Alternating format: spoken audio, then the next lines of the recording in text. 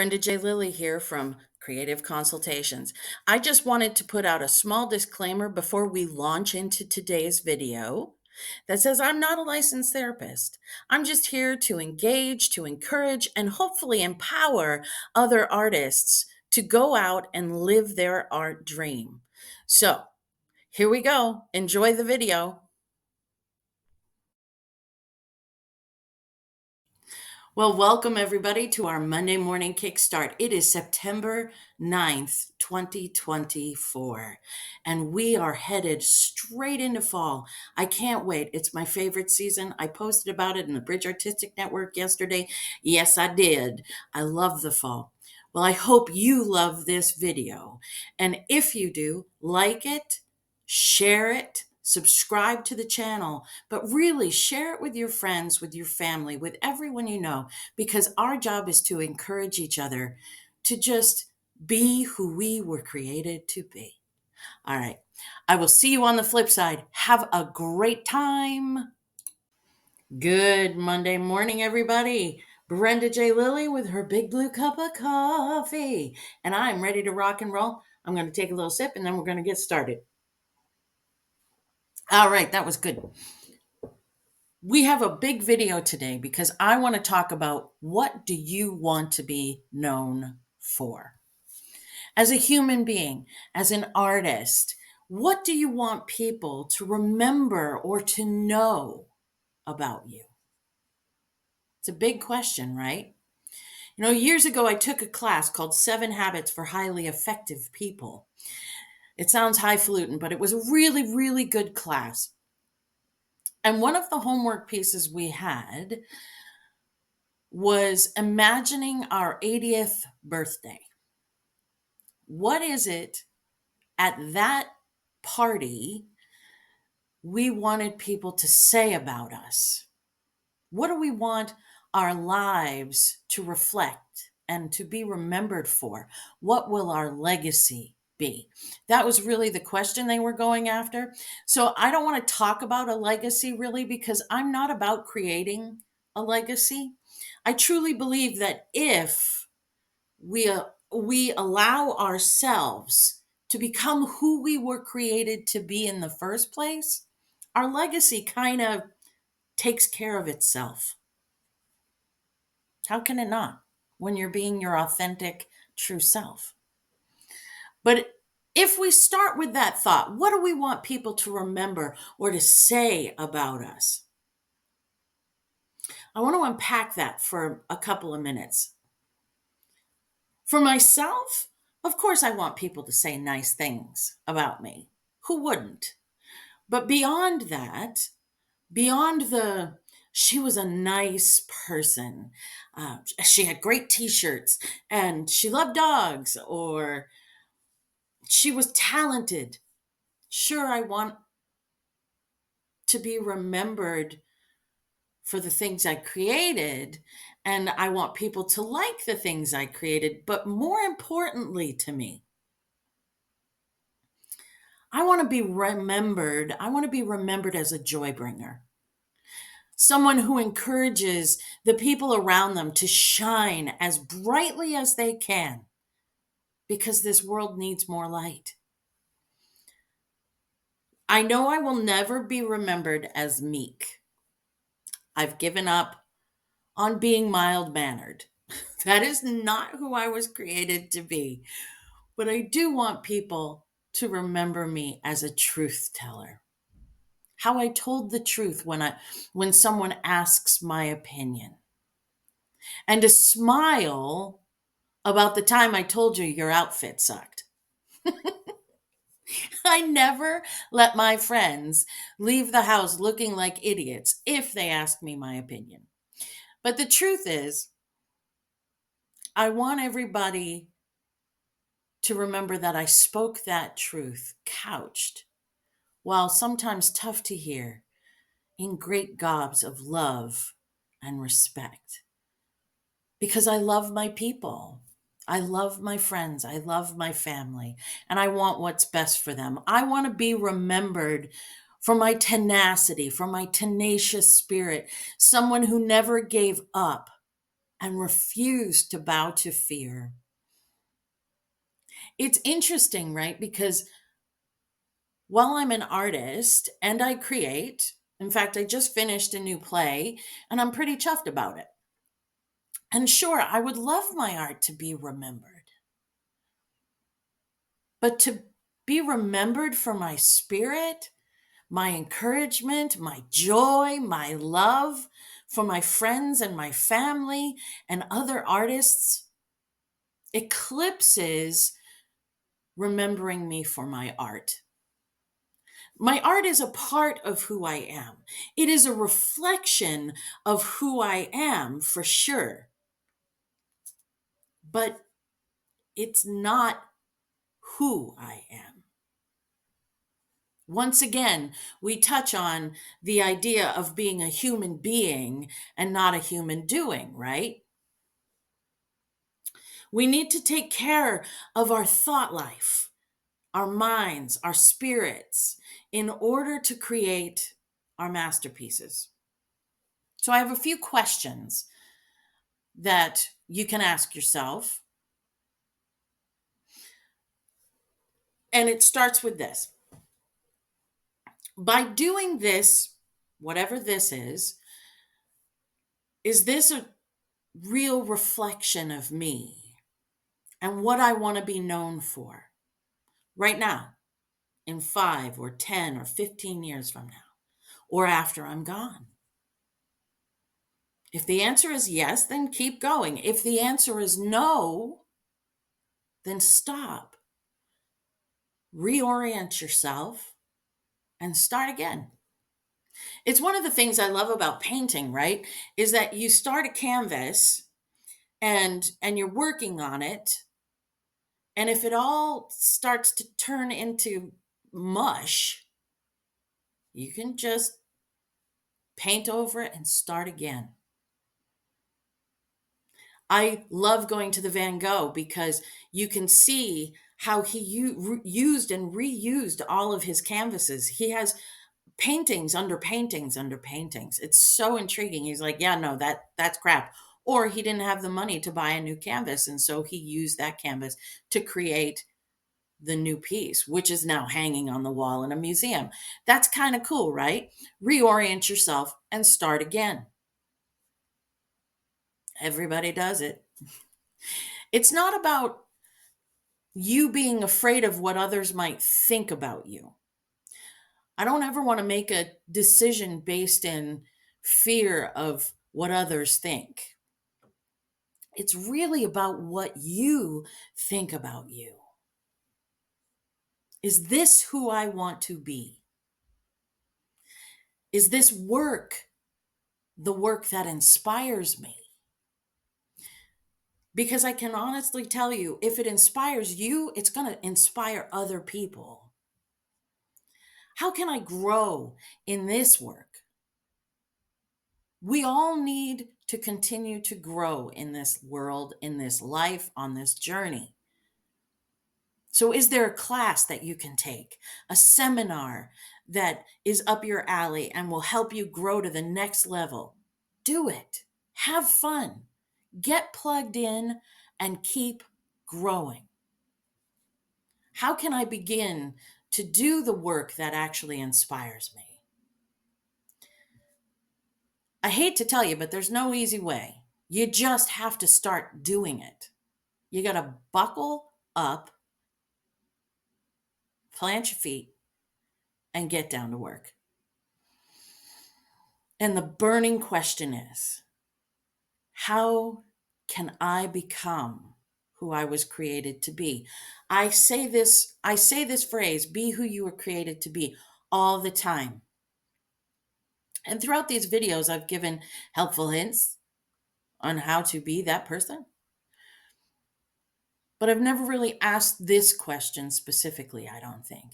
How can I become who I was created to be? I have a feeling that you're already in process. You're already becoming that person right now. And you need to know life is a journey. It's not going to all of a sudden like The universe isn't going to say, bam, you're you now. You, it's a process of becoming, right? So I want to break it down into two parts. The first part is what I call doing the administrative work of becoming. And the second is doing the heart and mind work of becoming. So the administration work or administrative work of becoming. The biggest thing that gets in the way of our journey is distraction. This is a rush and hurry world, and there are bills to pay. I know it. And it's really easy to get distracted and pulled off course.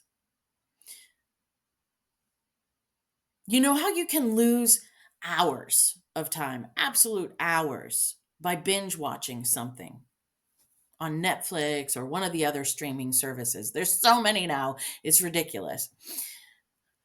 Or you end up going down the rabbit holes of YouTube and social media, or playing games on your phone for hours. Look, we've all done it, all of us. Why do we do these things and lose all that time? And time is a precious commodity. So, why are we doing that? It's most likely because we're overwhelmed. We're overwhelmed by the idea of starting something new, taking care of something that is huge or not fun that needs our attention. We could also be depressed. If you are, I encourage you today to get the help you need because it's no joke. And there is great help out there now.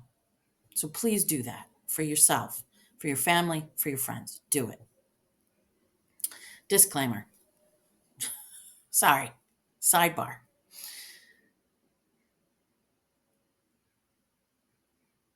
It's hard to keep yourself motivated, to keep yourself going, to not allow yourself to be distracted, especially when you're overwhelmed by things, right? And there was a time that I had gotten so good at distracting myself that when I realized what I was doing, it was quite a struggle to pull myself out of it. I'd gotten into all of these bad habits of just like waking up and turning the television on and just launching into watching the news and watching what's happening in the world and letting my mind slip and I would spend like seriously, I'm not even joking, the first 2 hours of my day watching television. And nothing fun. It was all news. And I felt like there was like this pull because the world was so screwed up and still is to this day that it made me feel a little bit better about my life. So it was a struggle to pull myself out of these new habits that I had created for myself. And they came out of a place of grief and loss. And so I had really gotten stuck into them, right? It had become my safe place. And frankly, when my world gets too much, even now, I still watch YouTube, but I've made a different choice now. I watch realty channels. And I find a new house to live in somewhere in the woods so I can just disappear. And when that house tour is over on that realty channel, whatever, which one I choose that day, I turn off the television, I get back at it. I allow my mind a momentary distraction to ease the struggle. And it's okay to do that. But to lose absolute hours to it, oh man, I just decided that was a waste of my life and I didn't want to do that anymore. Now, if you have done this, and I think we all have at some point in this world, in this life, just know that I get you. I totally see you. And it's okay. It's going to be okay. There is a way to get back on track. So, how did I get back on track? First of all, I had to decide whether I wanted to daydream about my goals or accomplish them. And when I decided I wanted to start accomplishing my goals, then I went back to what I know worked. I knew it worked. And so I went right back to it. And that, my friends, is a schedule. Now, I've talked about scheduling, so I'm not going to go into the nitty-gritty of it, but a schedule is the thing that keeps us on track. It's as simple and as difficult as that. And it works.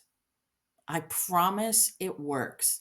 You got to use it, and you've got to read it, and you've got to stay on it, but it works.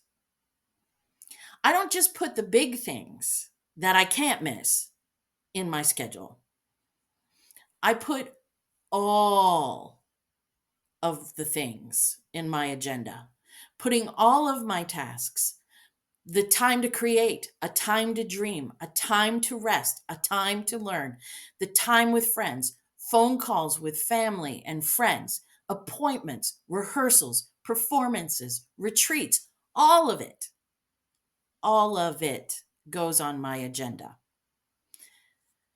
And at the end of every week, or you could consider the top of every week, depending on how you look at Sunday, um, at the top of every week, I spend about 20 minutes and I schedule my next week specifically, hour by hour. It's no joke.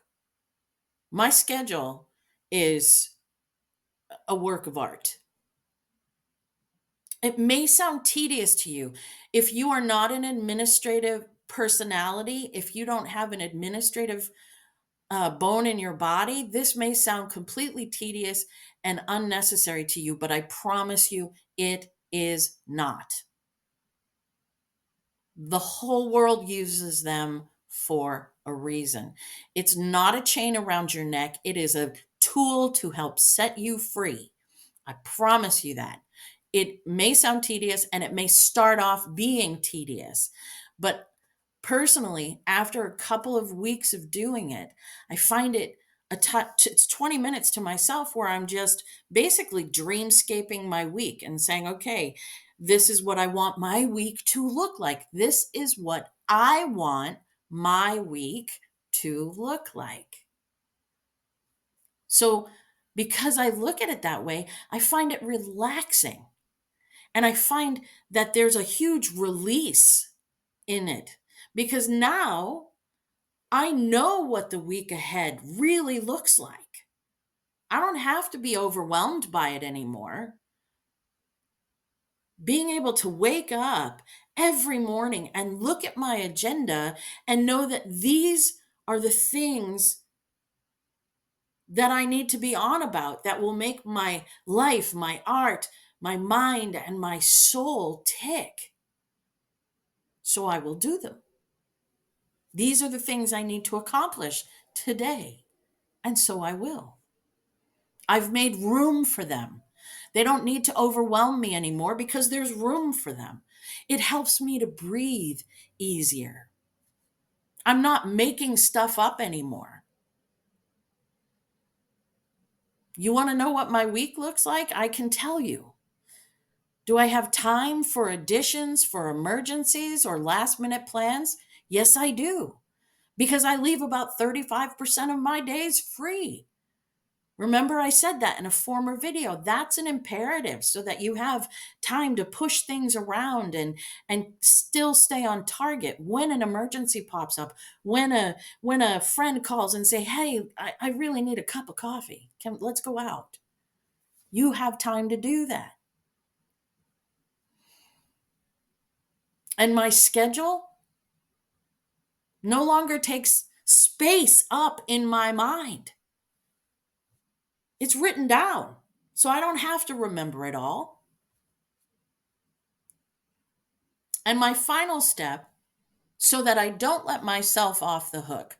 So now that we've planned everything and hour by hour and we know what our week looks like, we've dreamscaped our week.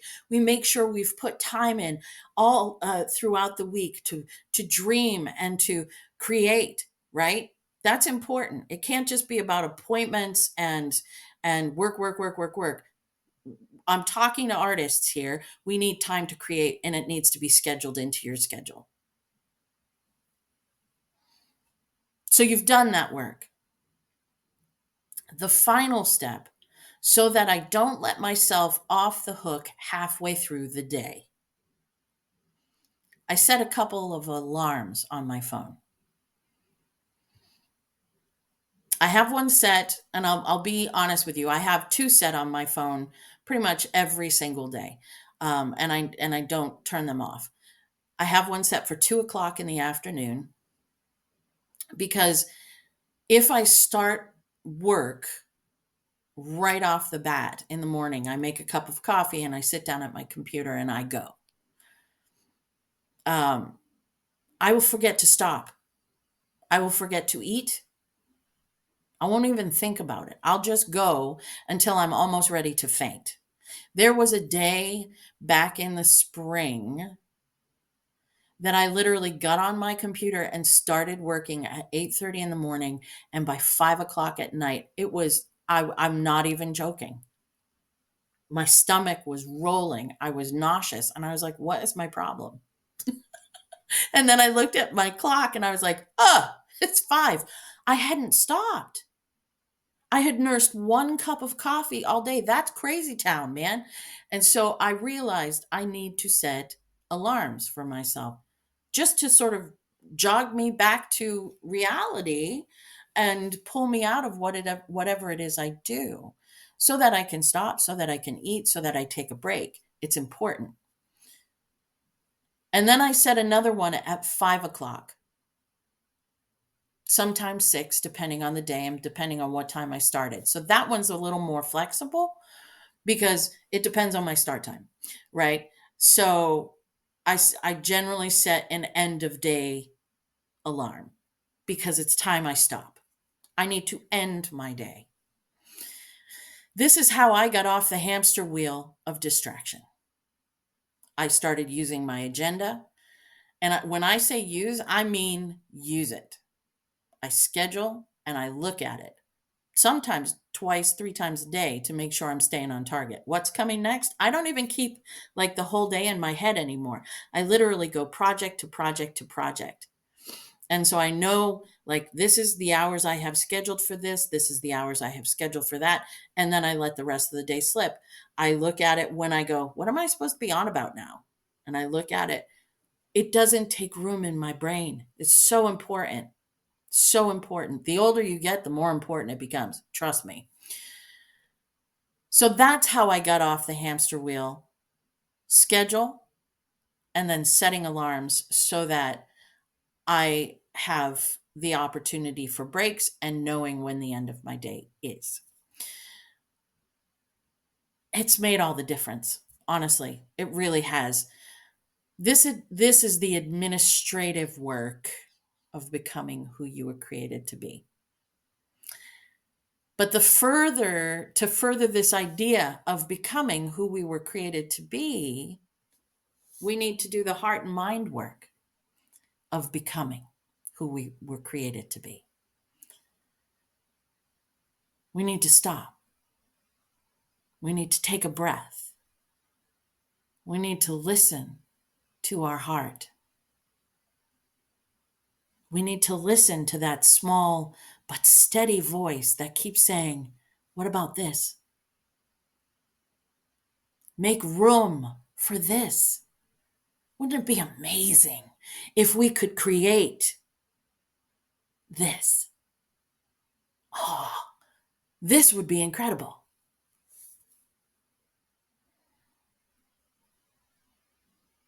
This is not pipe dream calling. This is your heart song. This is your heart speaking its truth. Don't shut it down. Don't dismiss it. Allow room for your authentic voice to cut through the noise. You know, when we were kids, we would dream dreams, right? We would run into the woods or into a park or into our backyards, and we would create entire worlds to conquer.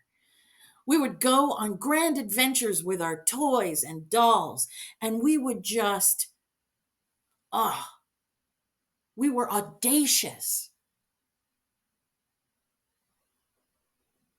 And sometimes that inner voice sounds audacious.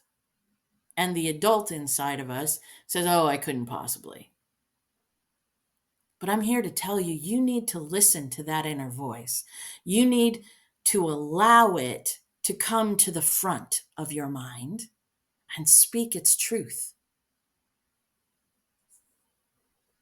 We need to find ways to do what makes our souls sigh with joy. Find time that fills our spirits with energy. If it's a part of your nature, you need to tap into it and help it to grow. The bottom line, discovering who you were created to be is fairly easy. It kind of just feels like putting on a really comfortable pair of shoes. You know how they just make walking long distances so easy? They make it easy to do just about everything. They just feel right.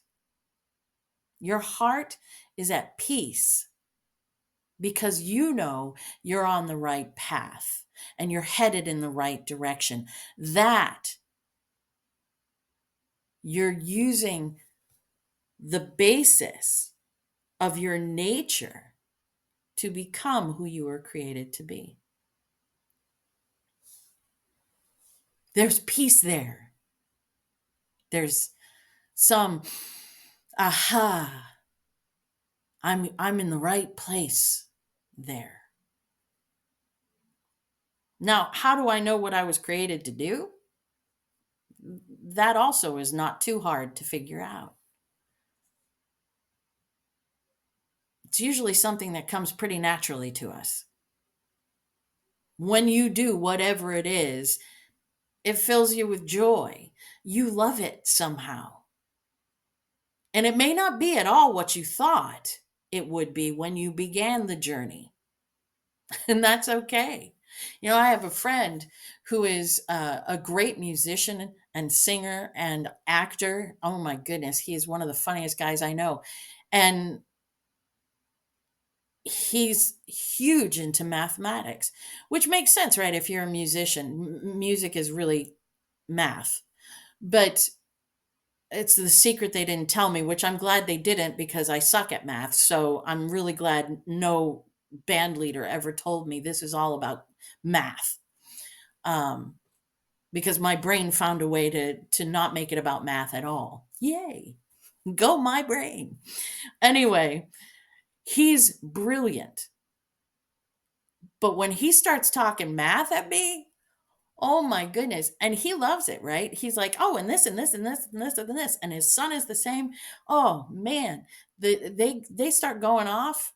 And I'm like, okay, you lost me at like A plus B equals C, because honestly, I've never understood why they started adding alphabet into math. I never understood that.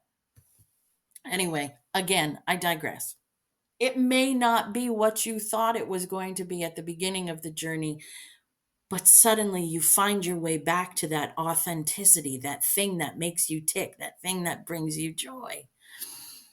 Now, you may have some things to learn about it, but you're excited about that kind of learning.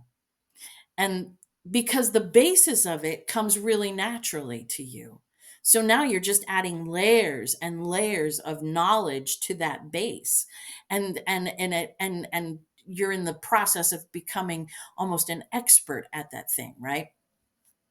And it doesn't mean that it's going to be easy. It's easy to see. It's not necessarily easy to do. You may have to work really, really hard at this thing, and you may get frustrated by the process sometimes. You may fail. In fact, most likely, nah, even more. I guarantee you will fail. There will be some great failures in your life, but they will teach you the lessons you need to learn, and you will grow and you will succeed because you find it natural and you like it. So there's less frustration when those hard times come. And hard times will come to us all, Henny Penny. But you will be able to persevere through them because you know this is what you were meant to do. This is who you were meant to be. I want to realize that the world, I want us to realize that the world has normalized almost every single career path except artist. It's normal to want to be a doctor or a lawyer or a therapist or a veterinarian or in construction or a chef or a fireman or a policeman. But to be an artist, mm, while the stars in our world, movie stars, music stars, all of them, pop stars, are lauded for their talent, few of us will ever achieve to that level. But that does not make us less of an artist. And it doesn't make it something we shouldn't desire to achieve in our life. So don't buy what the world's selling, that there is no point if you don't make $1 million doing it. I watched a news clip. One of my friends posted it about an accountant at a hospital. She was a billing accountant at a hospital, and she would send out the bills to the patients. And she started decorating their envelopes, drawing on them. And one woman her name was Melody, called the hospital to find out who was creating these works of art on her monthly bills. And they got introduced to one another. And Melody had seen that throughout the months, her bills, the envelopes got more and more elaborately decorated, and that they were beautiful. And she just wanted to thank the woman, because seeing her bill from the hospital come in every month made her happy because of how they were decorated. So met the artist accountant. And what has happened since is that together they curated an art show in a coffee house, framing all of the envelopes that she had created. Isn't that cool? Art can change lives, no matter the size of your bank account or the size of the piece of art. It can change a life. It can bring joy. I mean, who wouldn't want to be brought a little bit of joy when your bill comes in? It amazes me that in the year 2024, artists still struggle to find their place in this world. That artists and art is relegated to the last place on everyone's list. And it's the first thing that gets pushed aside for real life events, as if being who you were created to be and serving that focus is not as important as other people's life focus, or not as important as paying that bill. But the story of Melody and the artist accountant, it shows you it is just as important. It is so important to focus on it. It's the thing that brings light into the dark places of this world. Paying bills is not the fun place, but decorating the envelope made it a bit easier to take. Your work is important. Your work is powerful. Your work has purpose. Your work has a place. You just need to find your place, and you will. Usually it comes when you have settled on being your authentic self, your authentic artistry. When we stop trying to copy someone else's road to success and find our own road, that's when you will find peace and your place will find you. All right, that's all I have for today. I hope you enjoyed this video. I know I did. It was quite a journey that I went on to create it. So have a blessed week. Have a great week. Schedule, focus, create, have fun. And I'll see you next week.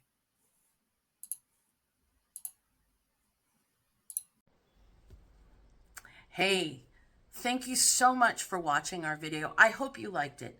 If you did, give it a thumbs up. And if you haven't subscribed to our channel yet, subscribe. What are you waiting for? All right. I hope you all have a wonderful week. Bye.